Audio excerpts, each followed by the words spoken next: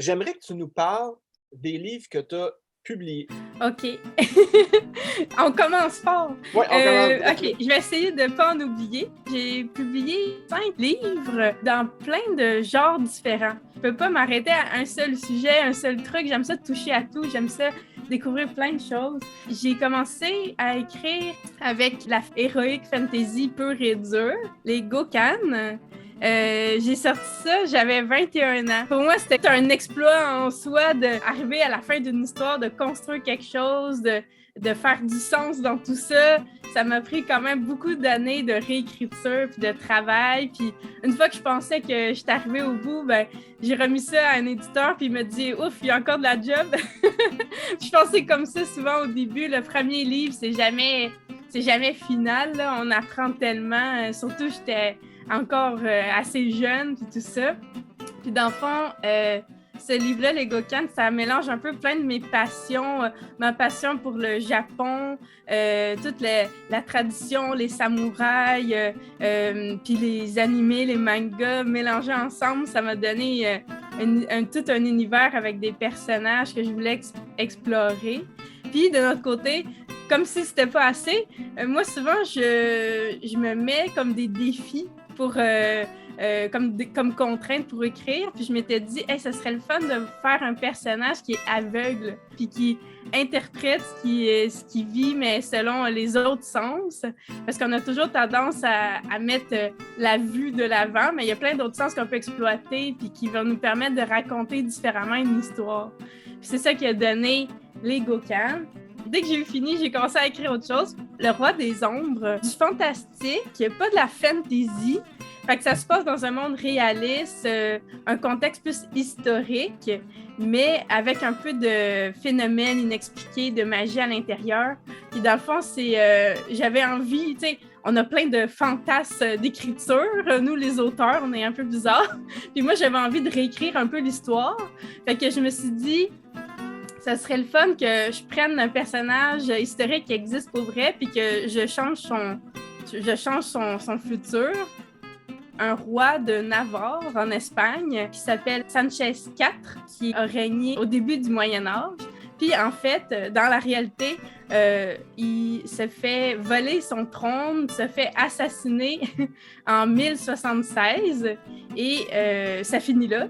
Mais moi, j'ai décidé qu'il allait s'enfuir, qu'il allait survivre à sa tentative d'assassinat puis qu'il allait continuer par la suite. Puis c'est ça que raconte le Roi des Ombres, c'est qu'est-ce qui serait arrivé si le roi avait survécu. Puis évidemment, moi, je peux pas m'empêcher de rajouter un petit soupçon de magie dans tout ça. Puis j'ai décidé qu'en fait, l'ombre du roi devenait un personnage. L'ombre qui va avoir une personnalité, qui va se mettre à penser par elle-même. Puis au début, l'ombre va être le narrateur de l'histoire, puis elle va être un peu distante, mais de plus en plus, elle va participer à l'histoire. C'est moi l'ombre. J'ai sorti une nouvelle pour Brin d'éternité, le numéro 52. Ma nouvelle, c'est « Avez-vous bien dormi ?»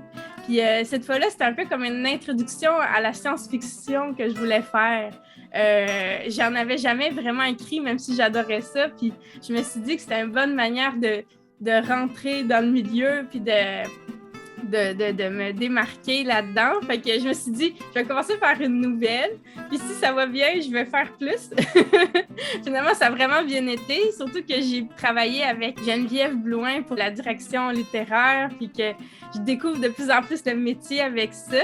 Ensuite, j'ai sorti un autre roman qui est en coécriture avec ma meilleure amie. Ça s'appelle Déviance.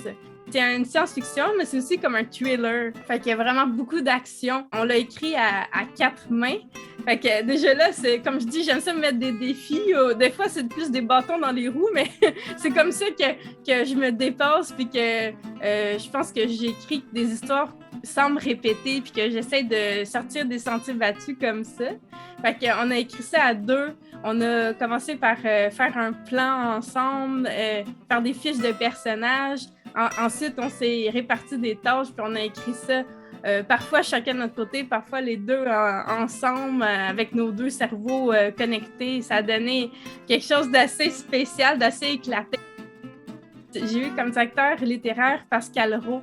Fait que pour moi, c'était comme le summum, là, parce que c'était un peu un idole que j'avais. Puis jamais j'avais pensé de travailler avec lui dans la réécriture, puis c'est sûr que moi, je veux pas qu'on me dise « Ah, c'est beau, c'est parfait ». Là. Je veux qu'on me dise pourquoi, qu'est-ce qui fonctionne pas, puis que je retravaille chacun de mes textes vraiment fort.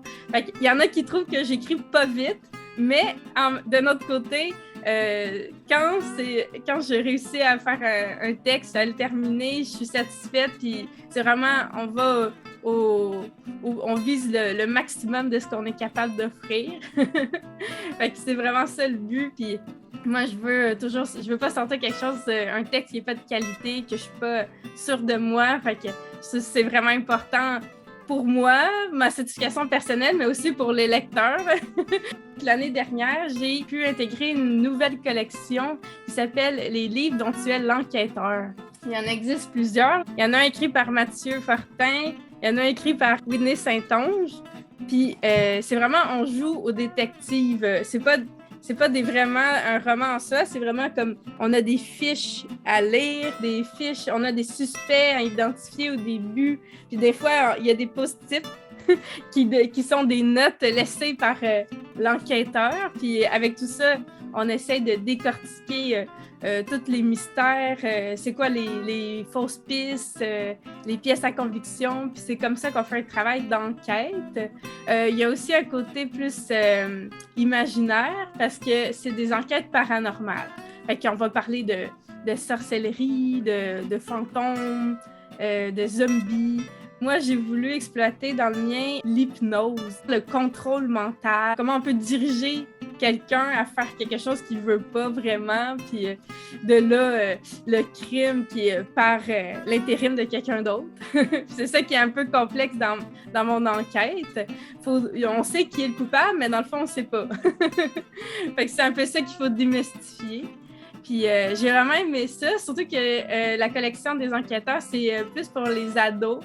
Fait que c'est un autre public cible que j'avais pas encore abordé, que j'avais pas encore essayé de peaufiner cette partie-là, la littérature jeunesse, adolescente, jeune adulte.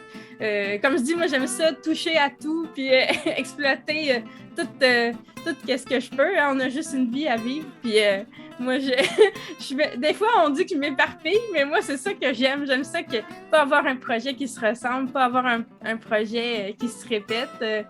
C'est comme ça que j'apprends puis que j'évolue dans mon écriture constamment. À quoi ressemble Stéphanie Sylvain, la lectrice? J'ai commencé à lire assez tard, disons à aimer la lecture, à lire pour le plaisir. Fait que j'avais comme 16-17 ans quand j'ai vraiment commencé à lire. Avant ça, je lisais comme jamais. Fait que j'étais un peu comme sous le tort. Puis ça a été une découverte par après. Puis moi, j'ai commencé à lire vraiment avec Le Seigneur des Anneaux, tout l'univers de Tolkien. Je trouvais ça tellement intéressant. Puis tu sais, j'étais quasiment trop jeune pour lire, pour apprécier pleinement toutes ces œuvres. Là, tu sais, c'est quasiment un anthropologue. M'a offert en cadeau Le Passeur de Lois Lowry. C'est un monde dystopique où, dans le fond, on a contrôlé un peu les individus, puis là, on a géré un peu leur comportement, ce qu'ils peuvent voir, comme ils voient seulement en noir et blanc, les personnages, par exemple. puis par hasard, il y en a qui découvrent la couleur, puis c'est genre, oh mon Dieu, je savais pas que ça existait avant. Fait que c'est tout le phénomène de, tu te dis, ah ouais, ben, moi, c'est sûr que je me mets dans la peau des personnages, puis je me dis, pour moi, c'est de l'acquis, la couleur, mais finalement, quand tu l'as jamais vécu, tu te dis, oh wow, c'est vrai que ça doit être un choc.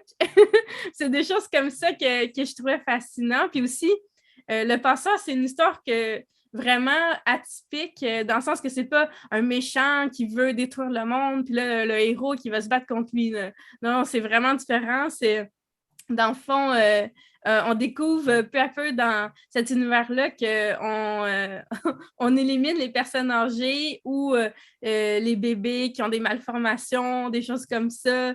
C'est assez cruel tout ça. Puis en fait, l'histoire, c'est seulement qu'il y a un petit garçon de 14 ans, je pense, qui veut pas que son petit frère perde son petit frère, fait qu'il prend le bébé puis il s'enfuit avec.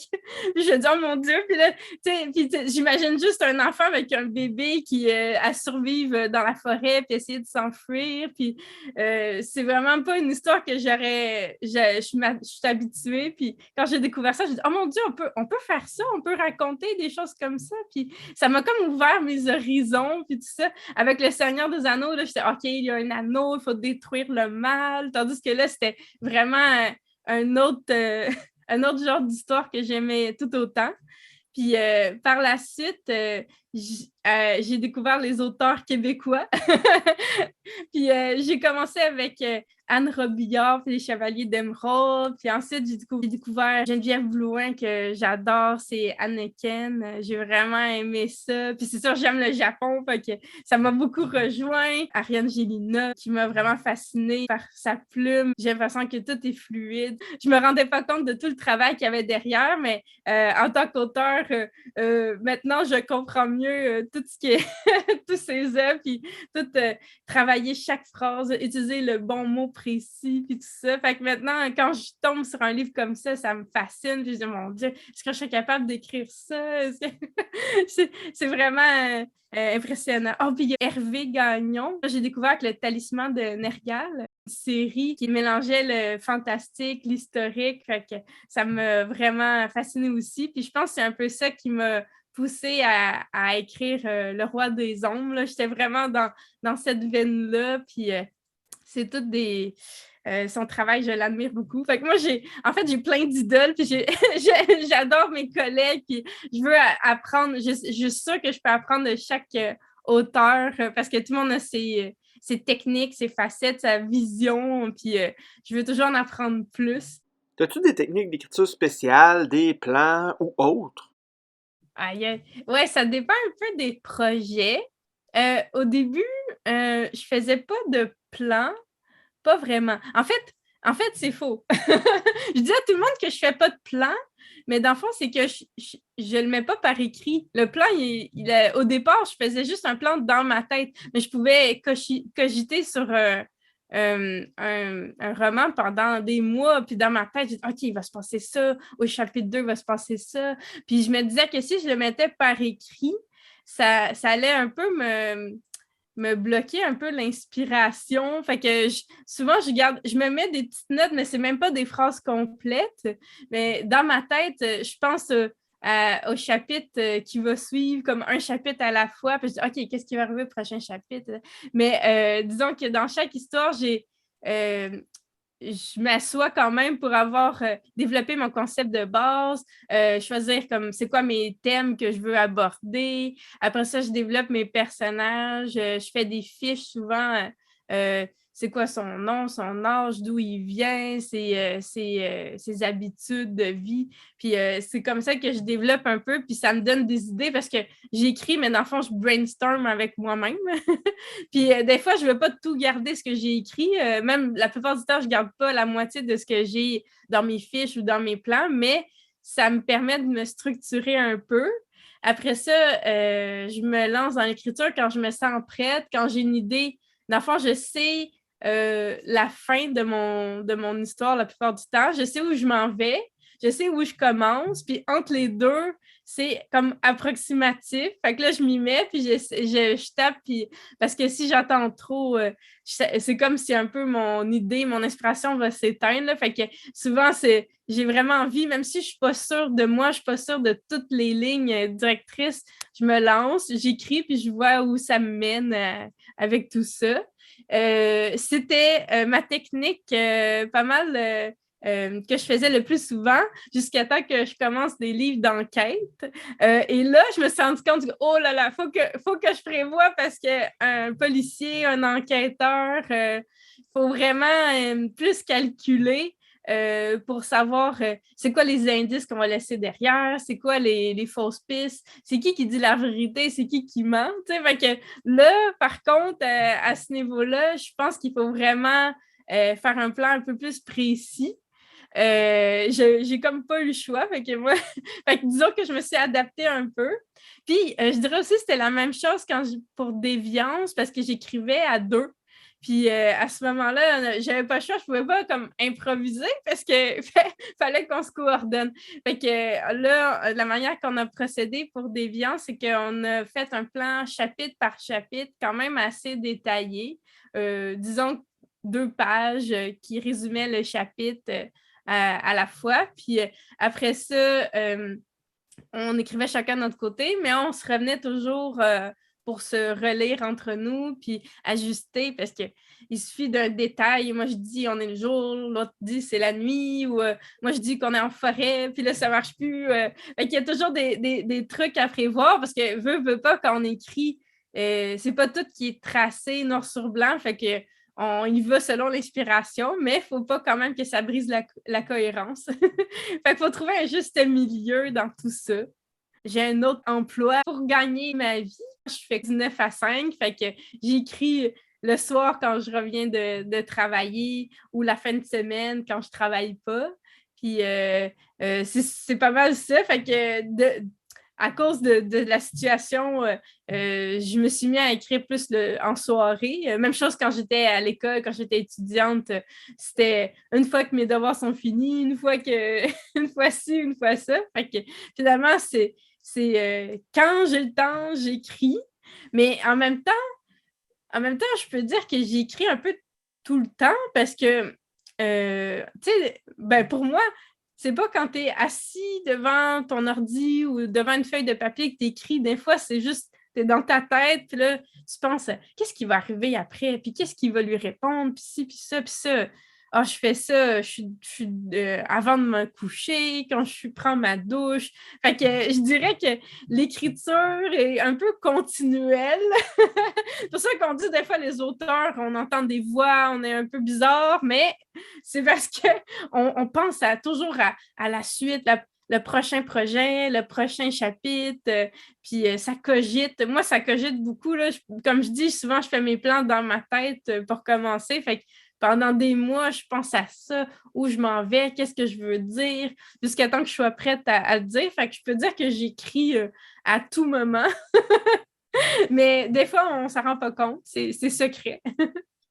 Puis plus que je travaille avec des directeurs littéraires, des correcteurs différents, plus que je découvre des techniques de travail, puis des façons, des visions de voir les choses. Puis c'est ça que je veux. Là. Moi, je veux, pour m'améliorer, je pense qu'il faut avoir plus qu'une perspective. Puis c'est pour ça que je m'attache pas à seulement un éditeur.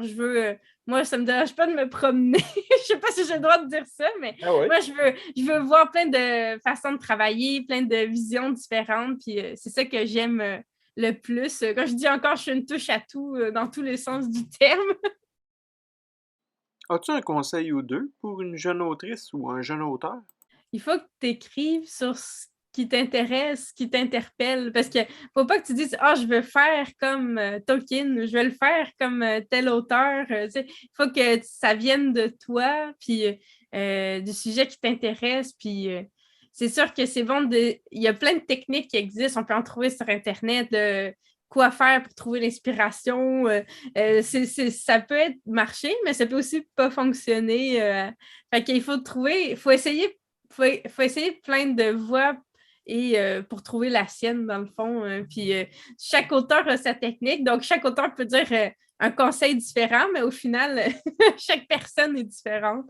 Fait que je pense que l'important, c'est de s'asseoir, puis d'écrire, d'essayer d'écrire, puis de ne pas avoir peur que ça soit mauvais. T'sais. On écrit ce qui passe par la tête, on écrit sans se censurer, puis après, on voit, puis on évolue, puis on corrige. Puis, un texte, même Stephen King, là, c'est jamais bon son premier jet à Stephen King. Là. C'est après le retravail encore et encore. Puis de le faire lire à d'autres, des bêta-lecteurs, ça peut être bon aussi pour essayer se perfectionner. Puis c'est comme ça que tranquillement, on s'améliore, puis que on arrive au bout de quelque chose. L'écriture, pour moi, c'est comme l'occasion de créer quelque chose. Je me vois un peu comme un sculpteur. Tu sais, au début, j'ai un bloc d'argile, puis là, je me mets à taper dedans, puis des fois, je sais pas où je m'en vais, mais ça prend de forme de plus en plus. Puis c'est comme ça que je vois, puis où ça s'en va. Puis moi, j'ai quand même, je suis assez, je me laisse porter par l'inspiration du moment quand même aussi. Là. Des fois, j'ai des flashs, mais des fois, je sais pas trop où je vais, mais je sais, ces deux personnages-là s'aiment pas. Fait que là, je vais les faire rentrer en conflit. Puis, je sais pas exactement où ça va aller, mais rendu à la fin, des fois, je me surprends moi-même en écrivant. Puis, c'est plus l'écriture, c'est comme de s'émerveiller sur sa propre création qui prend forme, tu sais, parce que le premier public, le premier lecteur, c'est moi-même, je dirais. Puis souvent, puis je trouve ça fascinant chaque fois de voir jusqu'où ça va. Puis des fois, j'écris, puis je sais même pas, est-ce que ça va être une nouvelle, est-ce que ça va être un roman, est-ce que ça va être une série. Je sais même pas quand je démarre, puis c'est en cours de route que je me rends compte, non, non, il faut vraiment ça ne pourra pas faire plus que telle page ou au contraire, j'ai vraiment plus de choses à dire que ce que je pensais, puis ça déboule de tout ça. Puis bon, ça m'arrive pas souvent, mais des fois je me relis des vieux textes que j'ai écrits, puis je vois comment j'ai évolué en tant que personne. Tu sais, je vois ma perspective du moment, puis comment j'étais jeune et insouciante. Puis là, je me dis, oh mon Dieu! Fait que c'est vraiment un portrait de... C'est comme une photo que je prends de ma vie à un certain moment ou aussi, tu sais, ça reflète, veut pas, ça reflète. Même si j'écris de l'imaginaire puis que c'est dans un monde qui n'existe pas, ça reflète quand même une partie de moi. Puis c'est ça que je trouve intéressant puis que je peux un peu le laisser prendre forme puis qui va durer dans le temps puis que je pourrais m'y remettre plus tard. Puis même des gens que je connais dans mon entourage pourraient me lire des années plus tard puis dire « Ah, je te reconnais là-dedans, j'entends ta voix qui me parle. » Tu sais, puis c'est ça qui est intéressant aussi dans l'écriture. Comment as-tu connu la revue Solaris? Je pense que j'ai connu Solaris avec le congrès boréal parce qu'il y avait quand même une bonne présence de Solaris. Puis moi, avant, je lisais pas de nouvelles vraiment, nouvelles littéraires.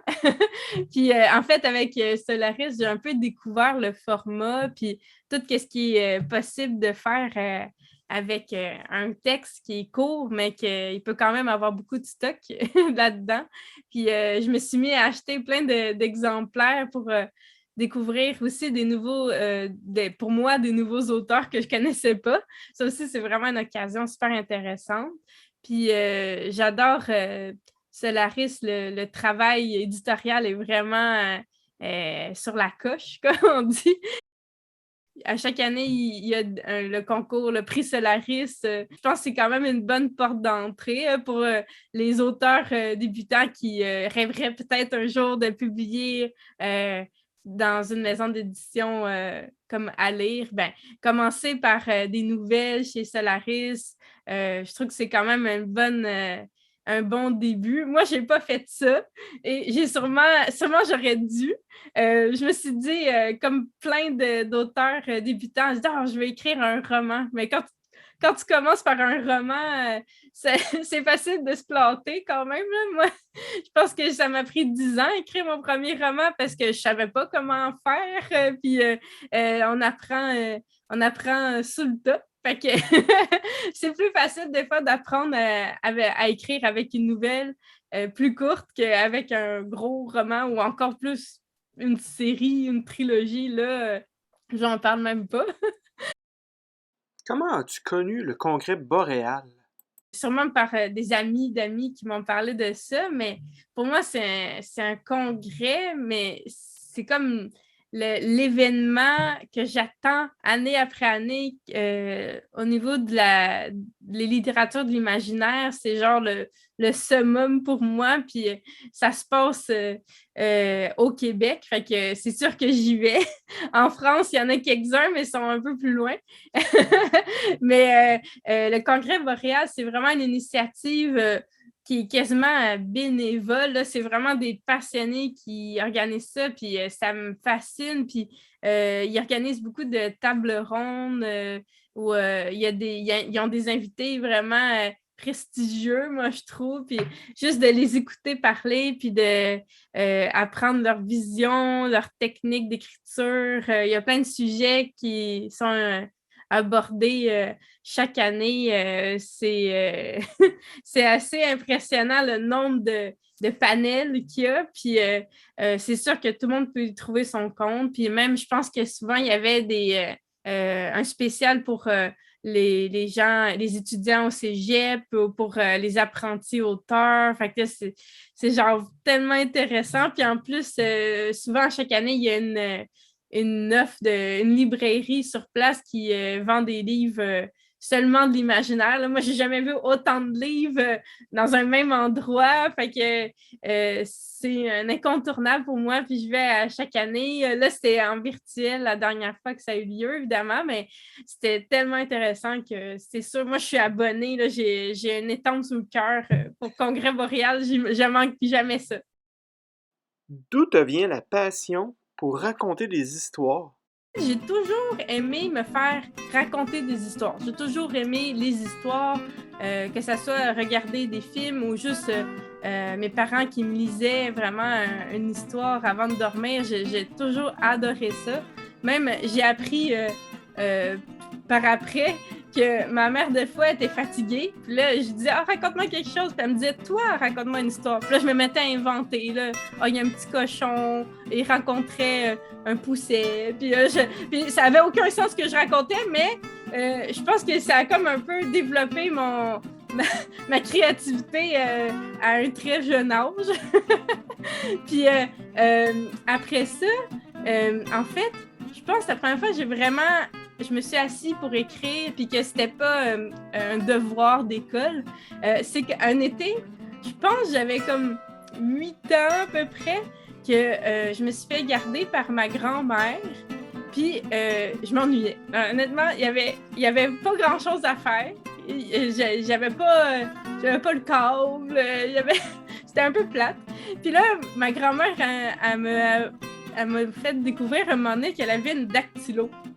Moi, j'avais jamais vu ça de ma vie, une dactylo. Là. Je suis peut-être pas de cette génération-là, mais juste le fait d'avoir un outil, je me suis mis à juste taper des lettres, puis de plus en plus, je me suis mis à essayer de faire des phrases, puis finalement, j'avais écrit 2-3 histoires à la fin de mon été. J'étais super fière de moi, puis c'est peut-être un peu ça aussi qui a commencé.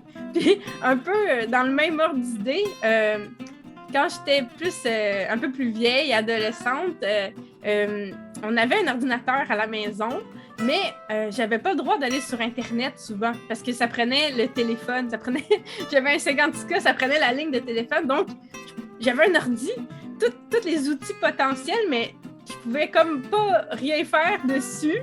Fait que je me suis dit, qu'est-ce que je peux faire qui ne prend pas Internet? Puis je me suis dit, je vais écrire, tu sais. Fait que là, j'ai ouvert Word pour la première fois, puis je me suis mis à taper, puis finalement, je me suis mis à faire une histoire de plus en plus compliquée. Puis moi, je dis c'est comme mon premier roman, mais bon, je pense pas qu'il y avait plus que 20-30 pages, là, mais moi, j'étais, wow, là, j'avais dépassé tout ce que je pensais que j'étais capable de faire. Puis une fois que j'ai eu fini cette histoire-là, la seule chose que j'avais envie, c'était d'écrire une autre, puis là, d'écrire la suite, puis de développer de plus en plus. Puis je pense que c'est vraiment là que ça partit, tu sais. Puis mon père, il me demandait tout le temps, « Qu'est-ce que tu fais dans le sous-sol à l'ordi? » Je dis, j'écris, puis il me croyait pas, tu sais. J'avais 14-15 ans, puis il comprenait pas comment je pouvais passer des heures tout seul à taper, tu sais. Mais j'ai dit, mais tu comprends pas, là, moi, j'ai vraiment du fun, puis je crée des univers, des histoires, puis ça devenait de plus en plus gros, puis Au début, j'écrivais vraiment pour moi. J'écrivais parce que ça m'amusait, parce que je voulais voir jusqu'où je pouvais aller. Puis c'est de là que c'est parti vraiment. C'est grâce au fait que j'avais pas le droit d'utiliser Internet que j'ai écrit. Une autre époque.